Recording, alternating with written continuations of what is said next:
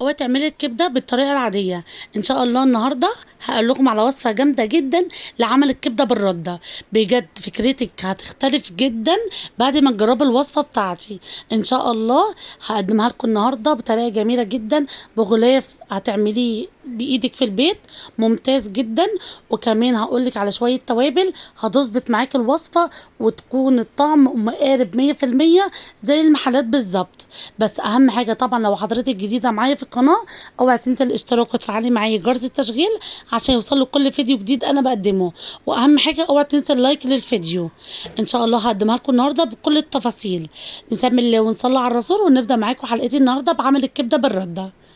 هنا معايا كيلو من الكبده، في ناس بتغسلها وفي ناس لا، فطبعا انا عامه بغسلها وبصفيها من الدم. زي ما انتوا شايفين كده انا هضيفها في علبه، في وعاء، في اي حاجه بلاستيك، بس عشان هنضيف طبعا الملح، وهنضيف معلقه من الخل والليمون طبعا عشان ما يتفعلش في الالمونيا او اي حاجه المونيا ما تحطيش فيها المحلول النقع اللي انا هعمله للكبده النهارده. هنا معايا عصير ليمونتين على كيلو كبده، طبعا عصرتهم كويس جدا، شلت طبعا البذر زي ما انتوا شفتوا معايا في الفيديو عشان ما تمررش معايا الوصفه بتاعتي. وبعد كده هبدا ان انا اخلط الليمون في الكبده عشان بس اي ريحه زفره في الكبده اقدر ان انا اتخلص منها. وهقول لكم برضو على حاجه تاني هتقتل معاكم البكتيريا اللي بتتكون في الكبده، انا هقولها لكم النهارده. هنا معايا ملح مبهر، كزبره، معايا بابريكا، معايا توم باودر، رشه من القرنفل، ومعلقه صغيره من 10 بهارات، اللي هي الخلطة السرية طبعا، والملح المبهر. طبعا ما تكتريش في الملح بالذات في محلول النقع. هقولك ايه السبب بعد كده. هنا حطيت كوباية من اللبن وخلطتي فيها الكبدة بتاعتي كويس. ومعايا هنا معلقة صغيرة من الثوم المفروم. واوعي تنسي اللي انت بتحطيش توم باودر، لان برضو يعني بصراحه بتعلي التيست معايا وبيديها طعم خرافه جدا، سواء في في محلول النقع او في الغلاف الخارجي. انا هنا معايا كوبايه من الفيجيتار، حابه تحطيها نص حار ونص عادي، دي بترجع على راحتك على حسب الرغبه. وهنا معايا كوبايتين من الرده منخولين، منخوله كويس جدا وناعمه. ومعايا كوبايه من الدقيق، وثلاث معالق من النشا، واهم حاجه 4 معالق من السمسم، لان السمسم ده فكره كويسه جدا وبيدي طعم حكايه. بجد اول ما هتضيفوا اول قطعه في الزيت وتحمروا الكبده، الريحه بتاعتها هتودوكي في حته تاني خالص. هنا بقى هبدا ان انا احط التوابل بتاعتي ملح طبعا على حسب الرغبه، وبرده ما تكتريش. معايا بابريكا، معايا توم باودر، معايا جنزبير، معايا كركم، معايا حاطه برضو القرنفل المطحون، حبهان مطحون. كل التوابل دي بتعلي التيست معايا وبتخلي الطعم طبعا بيروح في حتة تاني. وقرفة وكزبرة وكمون مطحون. كل التوابل دي يا جماعه ما تكتروا، يعني ما تستكتروش ان انا حاطه توابل كتيره، بالعكس ده بيعلي تيست الوصفه معاكي وبيخلي طعم حاجه تاني. طبعا ان شاء الله باذن الله اي حد عايز التوابل تاني هكتبها لكم في صندوق الوصف، بس اكتبوا لي تعليق.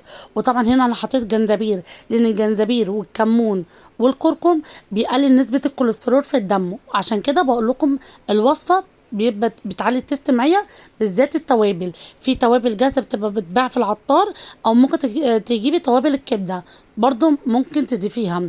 زي ما انتوا شفتوا معايا التوابل بتاعتي، يعني حطيت كركم وجنزبير وقرفه وحبهان مطحون، وقرنفل مطحون وتوم باودر وجنزبير. كل التوابل دي بتقلبها كويس جدا بالخليط الغلاف الخارجي بتاعي، وان شاء الله هتظبط معاكي وهتلاقي الطعم في حته تاني. بعد طبعا انا كده نقعتها في اللبن والخليط اللي انا عملته باللبن والليمون والتوابل، وطبعا حطيت معلقه خل. بشيل طبعا قطع الكبده وببدا ان انا اغلفها كويس جدا بالرده زي ما انتوا شايفين.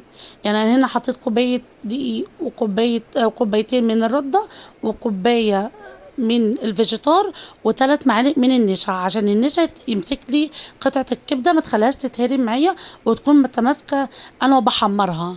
زي ما انتوا شايفين منظرها عامل ازاي. بس عايزه اقول لكم اول قطعه حطيتها في الزيت، عايزه اقول لكم الريحه جابت اخر الشارع صراحه، بامانه طعمها خرافه جدا.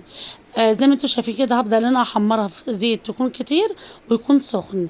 وبعد كده بتبدأي تقللي النار عليها عشان تستوي معاكي، بتبدأي تقلبيها على الوجه التاني لغاية ما تتحمر وتديكي اللون المناسب اللي يرضيكي. زي ما انتوا شايفين شكل السمسم مديله شكله تحفة جدا، والطعم احلى من شكله بكتير. زي ما انتوا شايفين المنظر عامل ازاي. اتمنى لو حضرتك جديدة معايا في القناة ما تنسيش الاشتراك وتفعلي معايا جرس التشغيل، وكمان تديني لايك للفيديو. كان معاكم ايمان عرفة اهم حاجة، واتمنى يكون الوصفة عجبتكم. بجد جربوا الوصفة لانها تستحق انها اللي انتوا تجربوها. زي ما انتوا شايفين المنظر عامل ازاي تحفة جدا. بتاكلوها طبعا مع مكرونة محمرة، مع سلطة، ممكن مكرونة بصلصة، مع بطاطس محمرة، على حسب الرغبة دي. التقديم ده بترجع يعني راحتك انتي، وحابة انتي تاكليها مع ايه. زي ما انتوا شايفين شكلها عامل ازاي. وطبعا كزبرة خضراء طبعا بتبقى شكلها تفتح النفس، خصوصا لما تيجي تقدميها او عندك ضيوف هتقدمي معاها الكبدة بالردة. بجد الوصفة جميلة جدا. وهنا طبعا اخويا جاب كاتشب، قال لازم ناكلها بالكاتشب، قلت لا مش مشكلة ناكلها بالكاتشب. زي ما انتوا شايفين الوصفة عاملة ازاي، بجد جميلة جدا. اتمنى انكم